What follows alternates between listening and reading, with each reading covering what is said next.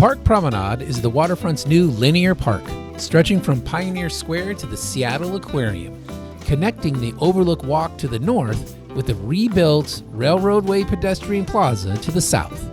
The promenade also offers pathways to historic Pike Place Market and Pioneer Square neighborhoods.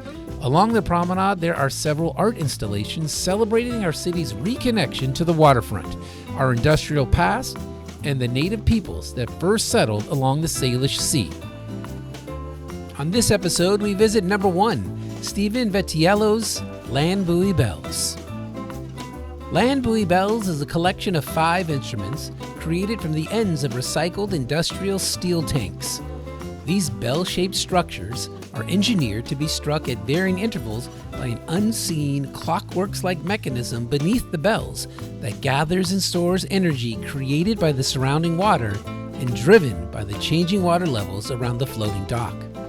The goal is to generate sounds and rhythms that harmonize with the surrounding waterfront environment, including human speech, natural sounds, and industrial noises.